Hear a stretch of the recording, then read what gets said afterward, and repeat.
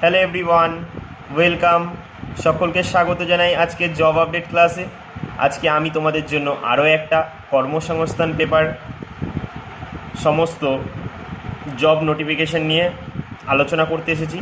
কর্মসংস্থান পেপারের সমস্ত জব নোটিফিকেশন নিয়ে আজ তোমাদের সাথে আমি আলোচনা করব। আর এগুলো আমার নিজের কিছু বানানো নয়, আমি নিজে কর্মসংস্থান পেপারটা নিয়েই মাঝে মাঝে তোমাদের সাথে আলোচনা করার জন্য, যাতে তোমাদেরকে সঠিক জিনিসটা দেখাতে পারি। যেখানে কর্মসংস্থান পেপারে অনেক কিছুই সঠিক জিনিস দেখানো হয়, ঠিক আছে, বেশিরভাগটাই সঠিক। তবে এখানে সবগুলোই সঠিক, বেশিরভাগটা বলবো না। তবে পেছনে তোমাদের এক একটা জায়গায় আমি বলেছি এই জায়গাগুলো একটু নিজেরা কল করে যাচাই করে নিয়ে তবেই সেখানে অ্যাপ্লাই করবে বা কিছু, বাট বাদ বাকিগুলো পুরোটাই কারেক্ট আছে, বুঝেছো? সবগুলোই ঠিক, তবে একটু যাচাই করে নেওয়া ভালো। বাট এগুলো তো তোমরা অনলাইনেও দেখতে পারো চেক করে, তাই এগুলো নিয়ে কোনো সন্দেহ নেই। সন্দেহ থাকবে যেগুলো নিয়ে আমি বলে দেবো, সেগুলো একটু যাচাই করে অ্যাপ্লাই করো, ঠিক আছে? কারণ কর্মসংস্থান তো নিজেরাও জানে না যে তারা এরকম ধোঁকাবাজি দিতে পারে, বুঝেছো তো কথাটা? যে ধোঁকাবাজি দিতে পারে এটা কর্মসংস্থানও জানে না।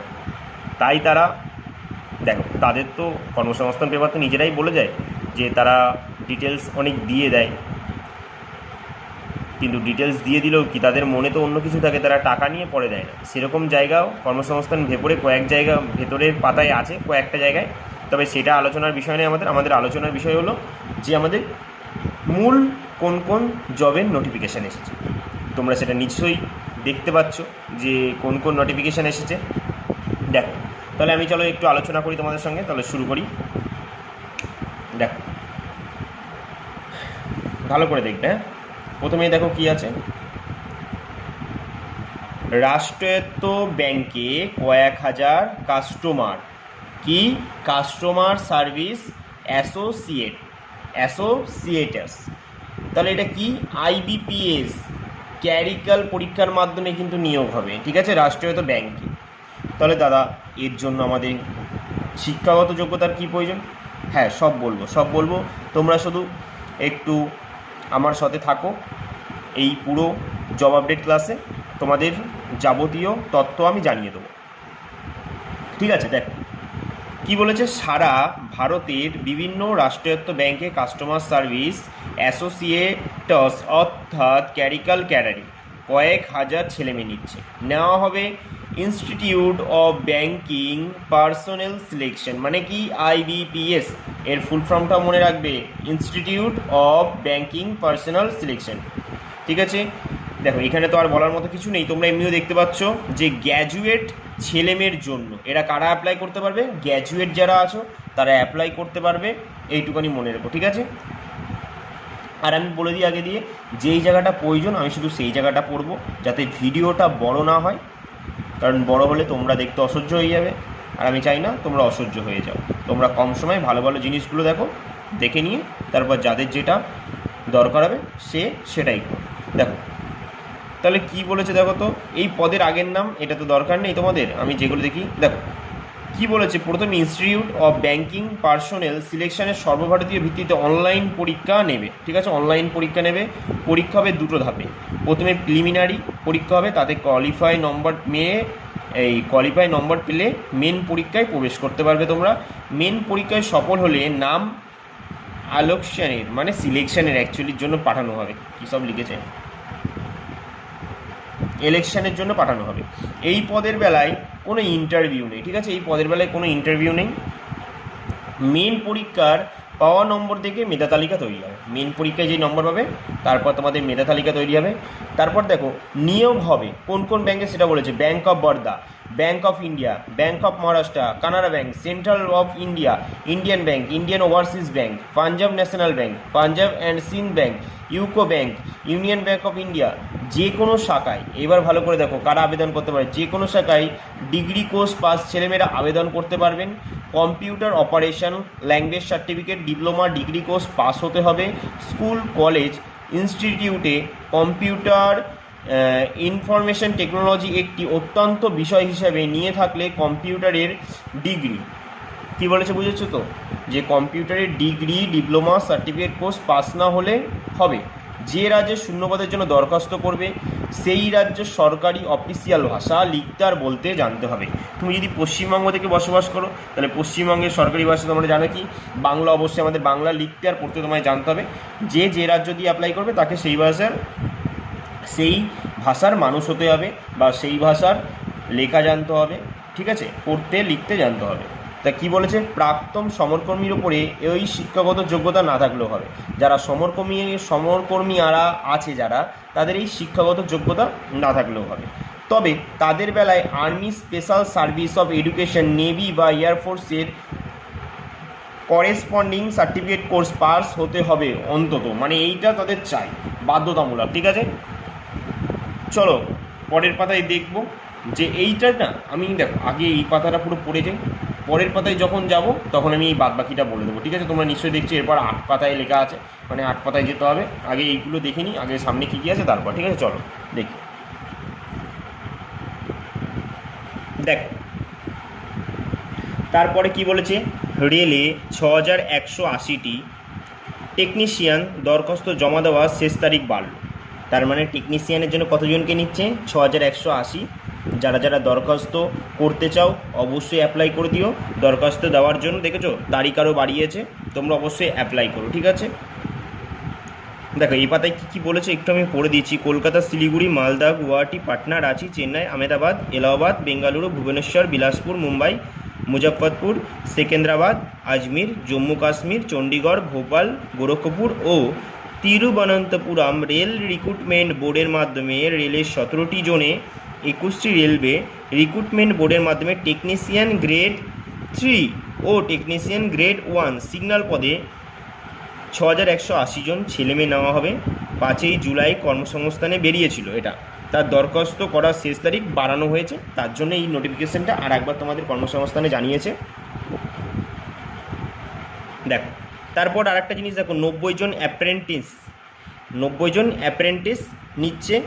কিসে নিচ্ছে তোমরা এগুলো দেখে নিতে পারো। কেন্দ্রীয় সরকারি and defence research and development organisation, DRDO। আচ্ছা বলো তো DRDOর প্রতিষ্ঠা সাল কবে, আর DRDOর বর্তমান চেয়ারম্যান কে আছে। তারপর দেখো স্কুল সার্ভিসের সেকেন্ড SLST আরও 1 মাস পর 7 থেকে 14ই সেপ্টেম্বর, ঠিক আছে। এটা কি বলেছে, পশ্চিমবঙ্গ কেন্দ্রীয় স্কুল সার্ভিস সেকেন্ড SLST পরীক্ষা 7 ও 14ই সেপ্টেম্বরে হবে। স্কুল সার্ভিস কমিশন এক বিজ্ঞপ্তিতে জানিয়েছে নবম ও দশম শ্রেণীর পরীক্ষা 7ই সেপ্টেম্বর আর একাদশ ও দ্বাদশ শ্রেণীর পরীক্ষা 14ই সেপ্টেম্বর বেলা 12টা থেকে, ঠিক আছে, বুঝে গেছো, বেলা 12টা থেকে। এবার মোট পরীক্ষার্থী কত হয়ে, পরীক্ষার্থীর সংখ্যা দেখো শুধু 5,83,700 জন। এর মধ্যে নবম ও দশম শ্রেণীর পরীক্ষার্থীর সংখ্যা কত, 3,29,650 জন। আর একাদশ ও দ্বাদশ শ্রেণীতে পরীক্ষার্থীর সংখ্যা বাদ বাকি তো পরের পাতায় বলেছে, যখন যাব সেখানে আমরা দেখে নেব, ঠিক আছে। তারপরে দেখো আর কি বলেছে, কি দক্ষিণ পশ্চিমে রেলে 904 জন অ্যাপ্রেন্টিস, এটাও দেখেছো। আচ্ছা বলো তো ভারতের সবচেয়ে দীর্ঘতম যেটা, ঠিক আছে, আগে তো দীর্ঘতম প্ল্যাটফর্ম কোথায় অবস্থিত, ঠিক আছে, দীর্ঘতম প্ল্যাটফর্ম কোনটি। আগে তো আমরা জানি কি আমাদের খড়গপুর ছিল, গোরক্ষপুর ছিল, কিন্তু এখন কোনটা আছে, ঠিক আছে। কর্ণাটকে অবস্থিত আমি বলে দিলাম, তোমরা বলে দিও। দেখো দক্ষিণ ও পশ্চিম রেলের বিভিন্ন ডিভিশনে অ্যাপ্রেন্টিস হিসাবে 904 জন লোক নেওয়া হবে এই সব পদে: filter, welder, electrician, carpenter, painter, machinist, Turner, refrigeration and AC mechanic. বিভিন্ন পদে নিয়োগ করা হবে। যারা অ্যাপ্লাই করতে চাও তারা দেখে নিও, আমি তোমাদের পরে তো দেখিয়ে দেবো। তারপরে দেখো ভারত ডাইনামিক্স লিমিটেডে ম্যানেজমেন্টে ট্রেনিং পদে 45 জন লোক নিচ্ছে। যারা আবেদন করতে পারবে: trainee engineer, electronics, mechanical, electrical, computer science, এর জন্য তোমরা দেখেছো। তারপরে চলো আর দেখি তলায় কি বলেছে। দেখো এখানে তোমরা দেখছো কি বলছে, কলকাতার 125টি IT কোম্পানিতে AI বেসড ডিজিটাল মার্কেটিং 30,292 চাকরি। শুরুতে মাইনা 4 থেকে 5 লাখ টাকা, বাহ। তারপর দেখো সেনাবাহিনীতে 350 জন, এটা দেখে নিও, হ্যাঁ ঠিক আছে। ভারতীয় স্থলবাহিনীতে শর্ট সার্ভিস কমিশনে টেকনিক্যাল গ্র্যাজুয়েট কোর্সে অফিসারের জন্য 350 জন অবিবাহিত ছেলেমেয়ে নিচ্ছে। কারা কোন শাখার জন্য যোগ্য? Civil environmental engineering, civil engineering and planning, civil and infrastructure engineering, civil technology, বাদবাকি দেখো আরও আছে এখানে কনস্ট্রাকশন ইঞ্জিনিয়ার আর construction engineer and management construction আরও পরের পাতায় বলেছে। চলো দেখবো সেটা। গরমে না গলাটা শুকিয়ে গেছে, একটু জল খেয়ে নি। হ্যাঁ, দেখো এবার দেখো এই জায়গাটায় কি বলেছে, এমসে nursing officer, all India institute of medical সায়েন্সে নয়া দিল্লি সহ সারা ভারতের বিভিন্ন এমসে নার্সিং অফিসারের পদে নিয়োগ করা হচ্ছে। বাদবাকিটা আমি তোমাদের পরের পেজে যখন যাব বলবো, ঠিক আছে? চলো এবার আমরা পরের পেজে যাই, দেখি আর কি কি বলেছে। চলো, এই দেখো বন্ধুরা, তোমাদের আমি প্রথমে যে কথাগুলো বলছিলাম যে কোন জায়গাগুলো খুবই বিশ্বস্ত জায়গা নয়, যেগুলো আমরা অ্যাপ্লাই করার জন্য খুবই বিশ্বস্ত জায়গা নয় কর্মক্ষেত্রের, সেই জায়গাগুলো হচ্ছে এই জায়গাটায় যা যা চাকরির খবর আছে সেইগুলো খুব একটা বিশ্বস্ত নয়। ঠিক আছে, এটা কর্মসংস্থান নিজেও বলেছে যে তাদের কোনো যদি, কারণ দেখো এখানে সবাই তো বিজ্ঞপ্তি দিচ্ছে তাদের নিজস্ব তথ্য, সঠিক তথ্য দিয়ে কর্মসংস্থানের কাছে, তারপর বিজ্ঞপ্তিটা দেয়। এবার কর্মসংস্থান তো জেনে বসে নেই কার সাথে টাকা চাইবে কার সাথে না, তার জন্য কর্মসংস্থান সেটা পেপারেও লিখে দিয়েছে যে কারোর সাথে যদি টাকা চায় বা কোনো জায়গা থেকে, সেটা আগে কর্মসংস্থানকে জানাতে বলেছে। তারপর কর্মসংস্থান এটাও বলে দিয়েছে যদি তুমি কাউকে টাকা দিয়ে দাও তারপরে যে তুমি কর্মসংস্থানকে জানাও, তাহলে সেটার জন্য কর্মসংস্থান দায়ী, এটা বলেই দিয়েছে। ঠিক আছে, তাই আমি বলবো এই যে স্কুল কলেজের শিক্ষা এইগুলো তোমরা দেখো কর্মখালিতে, মেডিসিন স্টোরে, ওয়ার হাউসে, মেল ফিমেল বয়সে, দেখো এগুলো সব বলেছে, তোমরা এগুলো দেখতে পারো। তারপরে দেখো WBSE DCL বিদ্যুতে, তারপরে আর্জেন্ট ভ্যাকেন্সি HDFC ব্যাঙ্কে ডিএসএতে, তারপর দেখো জরুরি বিজ্ঞপ্তি আরও আছে কন্ট্রাক্টরের অধীনে FCIতে, তারপর দেখো আর কি বলেছে চলো, বন্ধন ব্যাঙ্কের ডিএসএ, আর্জেন্ট জব ভ্যাকেন্সি এখানে দেখো কলকাতা মেট্রো রেলের কন্ট্রাক্টরের অধীনে, তারপরে যে সরাসরি 7 দিনে জয়েনিং। এই যে এইসব কথাগুলো দেখো শুনেই একটুখানি গণ্ডগোল মনে হয়। ব্যাংকে পার্মানেন্ট জব, নিজ নিজ জেলায় পোস্টিং, দেখো এগুলো শুনে কত ভাল লাগে না যদি সত্যি হতো। জরুরি বিজ্ঞপ্তি, তারপর আছে নিয়োগ বিজ্ঞপ্তি, এখানে যে কত বিজ্ঞপ্তি আছে, অনেকগুলো আছে। তবে আমি বলবো যারা অ্যাপ্লাই করতে চাও তারা অবশ্যই ভালো করে যাচাই করে তবেই টাকা চাইলে দেবে না, ঠিক আছে? আর একা একা কোথাও যাবে না, গার্জেনকে নিয়ে যাবে, তারপরেই এখানে অ্যাপ্লাই করতে পারো। আর মেয়েরা তো খুবই সতর্কভাবে করবে। ঠিক আছে, চলো এবার আমরা পরের পেজে যাই, দেখি আর কি বলেছে। আর তোমাদের আর একটা জিনিস বলি, যারা কল্যাণী বিশ্ববিদ্যালয়ের অনুমোদিত প্যারামেডিক্যালের নানা কর্মমুখী কোর্সে ভর্তি হতে চাও তারা অবশ্যই ভর্তি হতে পারো। প্যারামেডিক্যালের জন্য এখন এখানে ভর্তি চলছে, ঠিক আছে? তোমরা ভর্তি হতে পারো এইখানে যে প্যারামেডিক্যালে, তোমরা যে সার্চ করো, যে গুগলে সমস্ত তথ্য এখান দিয়ে পেয়ে যাবে। ঠিক আছে, আর আমি বলে দিচ্ছি, দেখো এখানে ওয়েবসাইটটা দেওয়া আছে, আমি দেখিয়েও দিচ্ছি তোমাদের।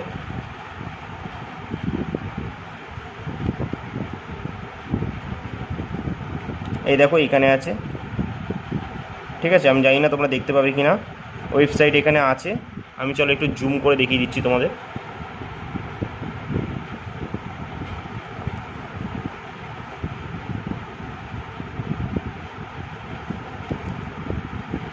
দেখো এবার তোমরা হয়তো দেখতে পারবে, দেখো এখানে ওয়েবসাইটগুলো আছে। যারা প্যারামেডিক্যালের জন্য আবেদন করতে চাও কল্যাণী বিশ্ববিদ্যালয়ে তারা অবশ্যই অ্যাপ্লাই করতে পারো, তোমরা এই ওয়েবসাইটে যে আরও তথ্য জানতে পারো। ঠিক আছে, চলো আমরা দেখি পরের পেজে কী কী বলেছে।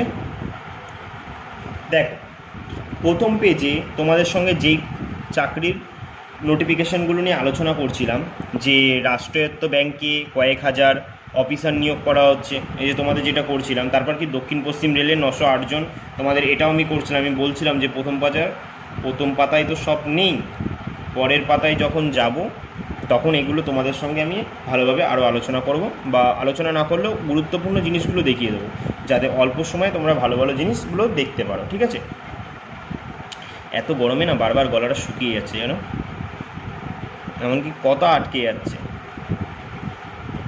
কিছু মনে করো না, কোথাও যদি কোনো কথা বলা ভুল হয়ে থাকে। গরমে না গলাটা পুরো শুকিয়ে যায় বারবার। দেখো, রাষ্ট্রায়ত্ত ব্যাংকে কয়েক হাজার, এটা একটু বলে দিই তোমাদের। দেখো, 15 বছর চাকরি করতে হবে, আগে যেটা বলেছিলাম। বয়স 20 থেকে 28 বছরের মধ্যে হতে হবে। বাদ বাকি তো ওবিসি, তপশিলি, উপজাতি এরা যেমনি ছাড় পাবে। আর কোন ওয়েবসাইটে যেতে হবে সেটা সব তলায় বলে দিয়েছে, ঠিক আছে? তোমরা দেখতে পারো, এমনিও তোমরা সার্চ করলে আইবিপিএসের জন্য তোমরা এখনই চলে যেতে পারো, সেখানে দেখে নিতে পারো। প্রার্থী বাছাই হবে অনলাইন প্রিলিমিনারি মেন পরীক্ষার মাধ্যমে। পরীক্ষা নেবে কে? Institute of banking personnel selection. পরীক্ষা হবে অনলাইন। অক্টোবর নভেম্বরে কলকাতা সহ সারা ভারতের বিভিন্ন অনলাইনে পরীক্ষা কেন্দ্র আছে, ঠিক আছে? আচ্ছা, বুঝলাম দাদা এটা। তাহলে দাদা কী কী পরীক্ষা, কত নম্বরে পরীক্ষা হবে একটু বলে দিলে ভালো হয়। অবশ্যই বলে দিচ্ছি। অনলাইনে প্রিলিমিনারি পরীক্ষায় অবজেক্টিভ টাইপের পার্টে 100 নম্বরের 1 ঘন্টার পরীক্ষা হবে। ইংলিশ ল্যাঙ্গুয়েজে 30 নম্বর, 20 মিনিট সময় থাকবে। এই ব্যাংকের পরীক্ষা না খুব একটা ভালো জিনিস দেখবে, এটার সব কটা পার্ট, 4টে পার্টে যেমনি পরীক্ষা হবে, প্রত্যেকটার জন্য সময় সেট করা থাকে। যেটা শেষ হবে সেটা আবার পরের পার্ট খুলে যাবে। যেমনি প্রথমে ইংলিশ ল্যাঙ্গুয়েজের পরীক্ষা হবে 30 নম্বর, 20 মিনিট সময় থাকবে। তারপর হচ্ছে নিউমেরিক্যাল এবিলিটি 35 নম্বর, এর জন্য 20 মিনিট। রিজনিং এবিলিটি 35 নম্বর, 20 মিনিট। আর প্রতিটা প্রশ্নে 1 নম্বর করে থাকবে, ঠিক আছে? তোমরা জানোই সেটা। তারপরে আর কি বলেছে দেখো, বলেছে কি প্রতিটি প্রশ্নের ভুল উত্তরের জন্য প্রাপ্ত নম্বর থেকে 0.25 নম্বর কাটাবে, ফল বেরাবে নভেম্বরে, এটাও বলে দিয়েছে, ঠিক আছে? তারপরে চলো মেন পরীক্ষাটাও একটু দেখে নিই। হ্যাঁ, দেখো বলেছি এরপর অনলাইনে মেন পরীক্ষা হবে নভেম্বরে। এই পরীক্ষার অবজেক্টিভ মাল্টিপল চয়েস টাইপের 200 নম্বরের 190টি প্রশ্ন, জেনারেল অ্যাওয়ারনেস ফিনান্সিয়াল অ্যাওয়ারনেস 50 নম্বরের 50টি প্রশ্ন, ঠিক আছে? সময় থাকবে 35 মিনিট। জেনারেল ইংলিশ 40 নম্বরে 40টি প্রশ্ন, সময় থাকবে 35 মিনিট। তারপর দেখো অ্যাপটিটিউড 50 নম্বরের 50টি প্রশ্ন থাকবে, 45 minute. Reasoning ability and computer aptitude 60 নম্বরের 50টি প্রশ্ন, সময় 45 মিনিট, ঠিক আছে? ভালো করে বুঝো জিনিসগুলো, দেখে নাও একবার যারা অ্যাপ্লাই করতে চাও। দেখো বলেছি প্রিলিমিনারি মেন পরীক্ষায় নেগেটিভ মার্কিং আছে। প্রতিটি প্রশ্নের ভুল উত্তরের জন্য প্রাপ্ত নম্বর থেকে 0.25 নম্বর কাটা হবে। প্রিলিমিনারি পরীক্ষা সফল হলেই তবেই মেন পরীক্ষার জন্য ডাকা হবে। আচ্ছা, এবার দেখি তোমরা অনলাইন কবে দিয়ে করতে পারবে। 1 আগস্ট থেকে 21 আগস্ট পর্যন্ত www.ibps.in, যে ওয়েবসাইটের কথা আমি তোমাদের বলছিলাম, যে এখানে চলে গেলে তোমরা পারবে। ব্যাস এতটাই জানার। আর কত টাকা লাগবে আমি দেখছি, কত টাকা লাগবে আমি বলে দিচ্ছি তোমাদের, হ্যাঁ। এটা তোমাদের আর দেখালাম না, তাও চলো দেখিয়ে দিই, নাহলে আবার বলে দাদা সব দেখালে, এটা কেন দেখালে না, এটা টাকার কথাটা।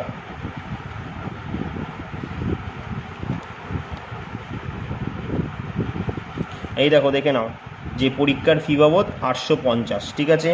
আর তপশিলি, প্রতিবন্ধী আর প্রাক্তন সমরকর্মী হলে 175 টাকা, 21 আগস্টের মধ্যে, ঠিক আছে? বুঝে গেছো? ব্যাস চলো, এখানে আর দেখানোর মতো কিচ্ছু নেই। বাট বাকি ছিল তোমাদের যেগুলো, ওগুলো তো বলেই দিয়েছে, ওগুলো তোমরা জানো প্রত্যেকেই। যারা টেকনিশিয়ানের জন্য তারা তো জানোই কোথায় ফর্ম ফিল আপ। চলো দেখো, একটু তোমাদের সাথে কারেন্ট অ্যাফেয়ার্স দেখিয়ে দিই আমি। তোমাদের তো বলি যে কারেন্ট অ্যাফেয়ার্স কোথা থেকে তৈরি করে সকলে। দেখো, ইউনিয়ন পাবলিক সার্ভিস কমিশনের চেয়ারম্যান হিসেবে শপথ নিয়েছেন কে? ডক্টর অজয় কুমার। এটা বড় নিউজ তো, তাই একটু বড়োভাবে সাজিয়ে দিয়েছে। বাদবাকি ভর্তি কারেন্ট অ্যাফেয়ার্স আছে। এই দেখো, 2045 সালের মধ্যে নিজের সম্পদের 90% দান করে দেবেন বলে ঘোষণা করেছেন মাইক্রোসফটের প্রতিষ্ঠাতা বিল গেটস। তিনি তার ফাউন্ডেশনের মাধ্যমে এই দান বাড়াবেন বলেছে। মূলত 3টি লক্ষ্যে পূরণে কাজ করবে তার বিপুল অর্থ, যার অন্যতম হচ্ছে মা আর শিশুদের প্রাণঘাতী রোগ থেকে মুক্ত করে ম্যালেরিয়া আর হামের মতো সংক্রামক রোগ নির্মূল আর কোটি কোটি মানুষের দরিদ্র বিমোচন। 2045 সালের 31শে ডিসেম্বর গেটস ফাউন্ডেশন বন্ধ করে দেওয়া হবে বলে ঘোষণা করে দিয়েই তিনি এই প্রতিষ্ঠানের মাধ্যমে তিনি দান করবেন $20,000 কোটি। বুঝেছো তো? $20,000 কোটি বিল গেটস তার এই সম্পত্তি দান করে দেবে। এইগুলো এখানে প্রচুর কারেন্ট অ্যাফেয়ার্স আছে। তোমরা যদি আমায় কমেন্টে জানাতে দাও, তাহলে এরকম একদিন কারেন্ট অ্যাফেয়ার্সটা আমাদের এরকম খবরের কাগজেই তুমি এরকম পড়তে যেও, আমরা সবাই দেখে নেব। তাহলে আমি করে দিতে পারি, ঠিক আছে। বাট প্রচুর কমেন্ট করতে হবে, তবেই সেটা সম্ভব, ঠিক আছে। চলো আরেকটু দেখাই তোমাদের, চলো দেখো। প্রথম ভারতীয় দৃষ্টিহীন মহিলা হিসেবে পৃথিবীর সর্বোচ্চ শৃঙ্গ মাউন্ট এভারেস্ট জয় করলেন হিমাচল প্রদেশের কিন্নাউর জেলার বাসিন্দা 29 বছর বয়সী ছোনজিং আংমো। তবে বিশ্বের পঞ্চম ব্যক্তি হিসেবে এমন নজির গড়লেন তিনি, মাত্র 8 বছর বয়সে ওষুধের প্রতিক্রিয়ায় দৃষ্টিশক্তি হারানো আংমো, ঠিক আছে। 2024 সালে তিনি এভারেস্টের উদ্দেশ্যে যাত্রা করেন ও আর অক্টোবরে এভারেস্টের শৃঙ্গ জয় করেন। এভারেস্ট জয়ের আগে নেপালের 6000 মিটারের উচ্চতার লুপচে শৃঙ্গ এভারেস্ট বেস ক্যাম্পে ট্রেকিংয়ের সহ একাধিক ছোট ছোট শৃঙ্গ আরোহণ করেছেন আংমো, ঠিক আছে। এরপরে আরও গুরুত্বপূর্ণ দেখো, তোমায় দেখাই আমি, এটা তো আরও গুরুত্বপূর্ণ, এই কারেন্ট অ্যাফেয়ার্স তো বিশাল গুরুত্বপূর্ণ আমাদের ভারতীয় হিসেবে, প্রথম ভারতীয় ড্রাইভার হিসেবে ফর্মুলা 2 রেস জিতে ইতিহাস গড়লেন কুশ মাইনি, কী নাম? কুশ মাইনি। কোন খেলার সঙ্গে যুক্ত? Formula 2 Monaco grand print race জিতে এই কৃতিত্ব অর্জন করেছেন, বুঝেছো। এই দেখো 25শে মে দিনটি বিশ্ব ফুটবল দিবস হিসেবে ঘোষণা করলো রাষ্ট্রসংঘ। তাহলে বিশ্ব ফুটবল দিবস 25শে মে এই দিনটি নির্ধারণ করে। আর 16ই মে কী বলতে হবে? 16ই মে ডেঙ্গু দিবস। 8ই মে কি? রেড ক্রস দিবস। আবার 8ই মে থ্যালাসেমিয়া আছে কিন্তু, হ্যাঁ। ঠিক আছে, দেখো করা হয়েছে 1924 সালের 1 তারিখে, মনে রেখে এই বছর 25শে মে 1924 সালে, ঠিক আছে, প্যারিসে গ্রীষ্মকালীন অলিম্পিকে ফুটবল ইভেন্ট শুরু হয়েছিল। তাই এই যে 100 বছর কমপ্লিট হচ্ছে, এর জন্যই এই দিনটাই 25শে মে বিশ্ব ফুটবল দিবস হিসেবে ঘোষণা করেছে জাতিসংঘ। চলো তারপর আর একটা দেখাই, খুব ভালো জিনিস যখন দেখাচ্ছি তোমাদের।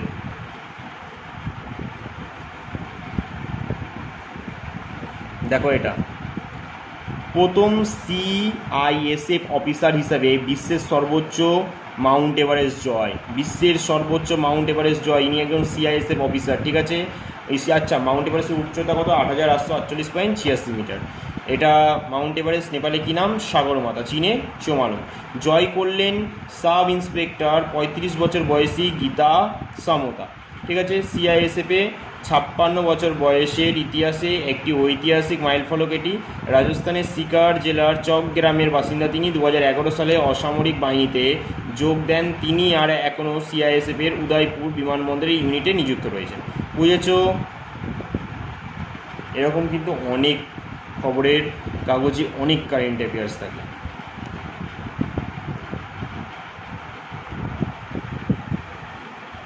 আর তোমরা এটা একটু দেখে নাও, আমি তোমাদের দেখিয়ে দিচ্ছি রাজ্য ও কেন্দ্রীয় সরকারের যেসব পদে এখনও দরখাস্ত করতে পারবে তোমরা, সেই পদগুলো একটু দেখে নাও তোমরা, আমি দেখিয়ে দিচ্ছি তোমাদের।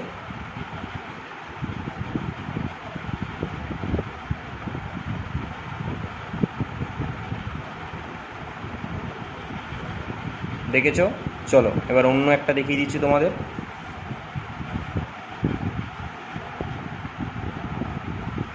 দেখো এটা রাজ্য কেন্দ্রীয় সরকারের পরীক্ষা কবে কবে হবে, মানে কোন কোন পরীক্ষা তোমরা দেখে নাও। কর্মসংস্থানে এটাও জানিয়ে দিয়েছে খুব ভালো করে।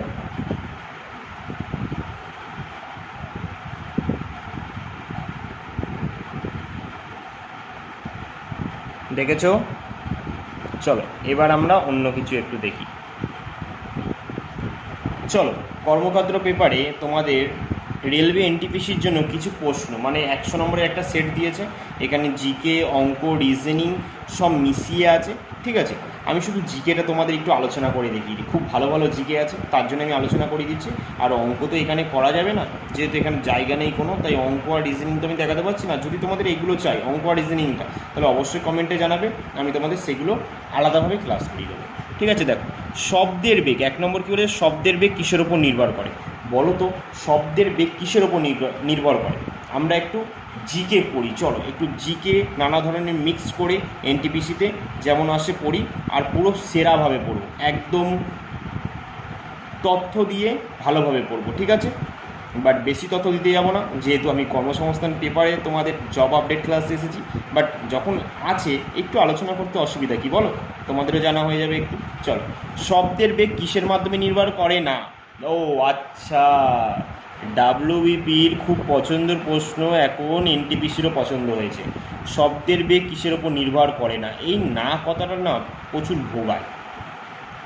কিসের ওপর নির্ভর করে না, যদি বলতো কিসের ওপর নির্ভর করে তাহলে দেখো তাপমাত্রা, মাধ্যম, আর্দ্রতা তিনটে আছে। নির্ভর করে না কিসে, চাপের ওপর নির্ভর করে না। ঠিক আছে, শব্দের বেগ কিসের ওপর নির্ভর করে না, একে সি, অপশান সি, চাপের ওপর নির্ভর করে না। তারপর 2 নম্বর দেখি, 2 নম্বর প্রশ্ন, সরল দোলগতিতে কোন রাশিটি ধ্রুবক হিসাবে থাকে? সরল দোলগতিতে কোন রাশিটি ধ্রুবক হিসাবে থাকে? দেখো এটা কি হবে, 2 সি, পর্যায়কাল। ঠিক আছে, তারপর দেখো 3 নম্বরে কি বলেছে, লিভারে যে বিন্দুটি স্থির থাকে তাকে বলে কি? যে বিন্দুটি পুরো স্থির থাকে, কিন্তু আমরা প্রত্যেকেই জানি লিভার, আমরা লিভার নিশ্চয়ই আমাদের পড়ি, প্রথম শ্রেণীর লিভার, দ্বিতীয় শ্রেণীর লিভার, তৃতীয় শ্রেণীর লিভার। প্রথম শ্রেণীর লিভারের আলম্ব বিন্দু সবসময় মাঝখানে থাকে, সবসময় মাঝখানে থাকে আলম্ব বিন্দুটা। ঠিক আছে, চলো, কিন্তু আমাদের এটাই বলেছে লিভারের যে বিন্দুটি স্থির থাকে তাকে কি বলে? আমরা প্রত্যেকেই জানি কি বলে তাকে, আমরা প্রত্যেকেই জানি তো সেটা আলম্ব বিন্দু বলে না, কারণ আলম্ব বিন্দুটা এটাই তো মাঝখানে থাকে, এই জায়গাটায় মাঝখানে, এই হচ্ছে তোমার আলম্ব বিন্দু, এটা মাঝখানে, এই জায়গাটা স্থির থাকে, সবসময় স্থির। এই জায়গাটা নড়ছে চড়ছে, এইগুলো নড়ে চড়ে, কিন্তু মাঝখানটা সবসময় স্থির থাকে আলম্ব বিন্দু, এটাকেই আমরা আলম্ব বিন্দু। আর যে কোনো জিনিসের যদি দেখো মাঝখানে আলম্ব বিন্দু মানে মাঝখানটা স্থির, এমন একটা জিনিস বলো যার আলম্ব বিন্দু মাঝখানে আছে, যেটাকে আমরা প্রথম শ্রেণীর লিভার বলবো। তোমরা বলতেই পারো, তোমরা কি বলবে দাদা? এটা তো চাপকল। অবশ্যই চাপকলে দেখবে মাঝখান, যেখানে জয়েন্ট নিচ্ছে, এই হ্যান্ডেলটা যেটা থাকে সেই মাঝখানটা যে জয়েন্ট নিচ্ছে ওটা হচ্ছে আলম্ব বিন্দু। আর হাত দিয়ে যেটা প্রেসার করছি, বল ক্রিয়েট করছি, ওটা আমরা ওইখান থেকে, বুঝেছো তোমরা সেটা। তারপর দেখো 4 নম্বর বলেছি, এসআইতে তড়িৎ-আদানের একক কি? এসআইতে তড়িৎ-আদানের একক, তড়িৎ-আদানের এসআইকে কি হবে বলো? 4-এর বি হবে না, কুলম্ব হবে না, এসআইতে তড়িৎ-আদানের একক হচ্ছে কি? কুলম্ব। তারপর কি বলেছে, ফোকাসের দৈর্ঘ্যর এসআই একক কি? ফোকাস দৈর্ঘ্য এসআই একক কি বলেছে? ফোকাসের দৈর্ঘ্যর এসআই একক কি? কি বলো, কি হবে? ফোকাসের দৈর্ঘ্যের এসআই একক কি? মিটার। মিটার, ফোকাসের দৈর্ঘ্যের এসআই একক হলো মিটার। তারপর দেখি, একটি নাইট্রোজেন অণুর গঠন জড়িত সমযোজী বন্ধনের সংখ্যা কটি? একটি নাইট্রোজেন অণুর গঠনে জড়িত সমযোজী বন্ধনের সংখ্যা কটি? 6-এর কী হবে? এ হবে 3। ভালো করে মনে রাখো। আচ্ছা বলো, আমাদের বাতাসে কোন গ্যাস সবচেয়ে বেশি পরিমাণে পাওয়া যায়? ঠিক আছে, তোমরা আমাকে কমেন্টে জানাবে। তারপর দেখো 7 নম্বর কী বলেছে, নিচের মধ্যে কোনটি অনুভূতিনাশক হিসেবে বহুল ব্যবহৃত হয়? অনুভূতিনাশক হিসেবে, ঠিক আছে, এটা তো তোমরা জানো, বাচ্চারাও জানে এটা। 7-এর ডি, ক্লোরোফর্ম। চোররা হেভি কাছে রাখে এটা, এখন চুরি করার নিনজা টেকনিক এটা, ক্লোরোফর্ম। তারপর দেখো 8-এ, নিচের মধ্যে কোনটি প্রাকৃতিতে সর্বদাই মুক্ত অবস্থায় পাওয়া যায়? প্রকৃতিতে মুক্ত অবস্থায় পাওয়া যায় কোনটা বলো? নিচের মধ্যে কোনটি প্রকৃতিতে সর্বদা মুক্ত অবস্থায় পাওয়া যায়? সেটা হচ্ছে সোনা। তারপর হচ্ছে বক্সাইট কোন ধাতুর আকরিক? এটা তো বাচ্চারাও বলে দেবে। বক্সাইট কোন ধাতুর আকরিক? বক্সাইট হচ্ছে অ্যালুমিনিয়ামের আকরিক। অ্যালুমিনিয়ামের আকরিকগুলোর নাম কি কি? Bauxite, gibbsite, cryolite. Bauxite, gibbsite, cryolite হচ্ছে অ্যালুমিনিয়ামের আকরিক। তারপর দেখো কি বলেছে 10 নম্বর প্রশ্ন, সূর্যে কোন পদার্থ প্রচুর পরিমাণে রয়েছে? সূর্য কোন পদার্থ প্রচুর পরিমাণে রয়েছে? এটা আমরা প্রত্যেকেই জানি কোন পদার্থ প্রচুর পরিমাণে রয়েছে, সেটা হচ্ছে হাইড্রোজেন। হাইড্রোজেন আর হিলিয়াম সূর্যে প্রচুর পরিমাণে, কিন্তু হাইড্রোজেন প্রচুর পরিমাণে সূর্যে রয়েছে। তারপরে দেখো বেরি কোন ভিটামিনের অভাবে হয়? বেরি রোগ আমরা প্রত্যেকেই জানি, ভিটামিন কি বলো? বেরি ভিটামিন B1। ভিটামিন B1, ঠিক আছে, ভিটামিন B1, বুঝেছো তো? ভিটামিন এর রাসায়নিক নাম কি? রেটিনল না? ভিটামিন ডি রাসায়নিক নাম কি? আচ্ছা, সবার প্রথম হলো ভিটামিন সি এর রাসায়নিক নাম কি? Ascorbic acid. তাহলে ভিটামিন ডি কি? Vitamin D. আচ্ছা ঠিক আছে, ডিটার আগে আরেকবার তোমাদের একটু কমন নিয়ে চলো। ভিটামিন কে কি? Phylloquinone. Vitamin C ascorbic acid. Vitamin D তাহলে কি? ভিটামিন ইটা কি? টোকোফেরল। তাহলে ভিটামিন ডি হচ্ছে ক্যালসিফেরল, বুঝেছো? ক্যালসিফেরল। তা vitamin B12 cyanocobalamin. Vitamin B1 কি? ভিটামিন B1 হচ্ছে থিয়ামিন। ভিটামিন B2 হচ্ছে রাইবোফ্লাভিন। ভিটামিন B3 হচ্ছে নিয়াসিন। Vitamin B5 প্যান্থোথেনিক acid. ঠিক আছে, চলো 12 দেখো, নিচের মধ্যে কোনটি সর্ববৃহৎ স্তন্যপায়ী প্রাণী? সর্ববৃহৎ স্তন্যপায়ী প্রাণী বলেছে কিন্তু, স্তন্যপায়ী ঠিক আছে, অবশ্যই আমরা প্রত্যেকে কী হবে বলো, অবশ্যই এ হবে, নীলতিমি, স্তন্যপায়ী না নীলতিমি। 13 নম্বর কী বলেছে, মানবদের কোন অঙ্গে সব থেকে বেশি হাড় রয়েছে? সব থেকে বেশি হাড় রয়েছে কোথায়? মানবদের আঙুলে। আঙুলে আমাদের সবথেকে বেশি হাড় আছে, তোমরা দেখতে পারো চেক করে নিজের আঙুলগুলো কেটে কেটে দেখো। তারপর আছে 14 নম্বর কী বলেছে, সামুদ্রিক আগাছা থেকে পাওয়া যায়, সামুদ্রিক আগাছা থেকে কী পাওয়া যায়? ও সরি ভুল হয়ে গেছে, তোমরা তো দেখতে পাচ্ছ না, আমি একটু ঠিক করে নিই, দাঁড়াও, তোমরা একটু দেখে নিও, হ্যাঁ এগুলো একটু দেখো। 11, 12, 13, 14 অবধি আমি বলে দিয়েছি, এই 14 বলবো, 14 বলে নিই, ঠিক আছে। দেখো, সামুদ্রিক আগাছা থেকে কী পাওয়া যায়? সামুদ্রিক আগাছা থেকে আমরা প্রত্যেকে জানি কী পাওয়া যায় বলো, সামুদ্রিক আগাছা থেকে আয়োডিন পাওয়া যায় না। চলো পরের প্রশ্ন, নিচের কোন রোগটি ভাইরাসের মাধ্যমে ছড়ায়? ভাইরাস, ইনফ্লুয়েঞ্জা ভাইরাস একটা ভাইরাস ঘটিত রোগ, RNA গঠিত, আর ডিপটেরিয়া, কলেরা, টাইফয়েড এগুলো সব হচ্ছে ব্যাকটেরিয়া জনিত রোগ। তাহলে বলো তো দুটো প্রোটোজোয়া জনিত রোগ, কমেন্টে জানাবে, ঠিক আছে। চিপকো আন্দোলনের কোনটির সঙ্গে জড়িত? চিপকো আন্দোলন কোনটির সাথে জড়িত?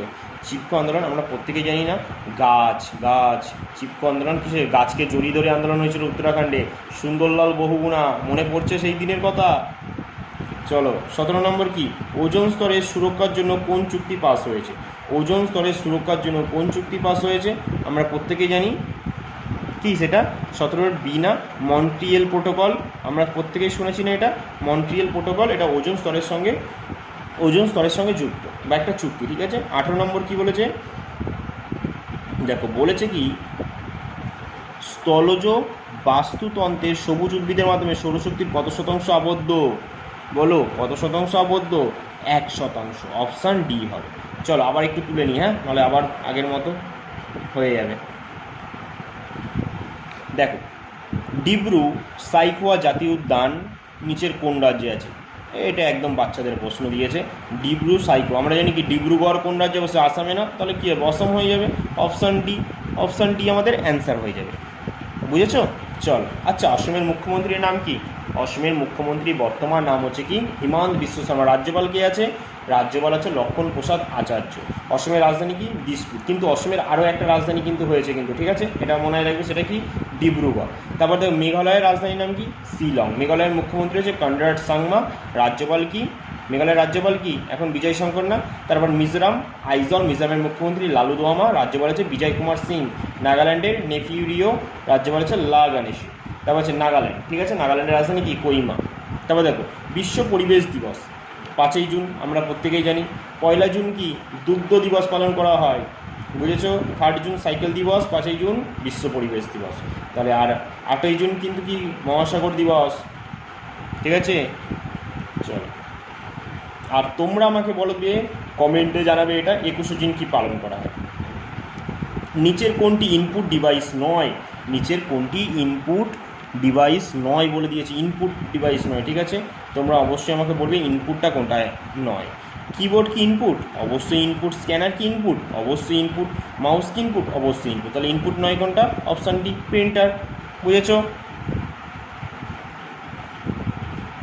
তারপর দেখো, ল্যানের পুরো কথা কি? লোকাল এরিয়া নেটওয়ার্ক না? লোকাল এরিয়া নেটওয়ার্ক, দেখো অপশান বিতে আছে, local area network, option b. তারপরে চলো, সিপিইউর পুরো কথা কি?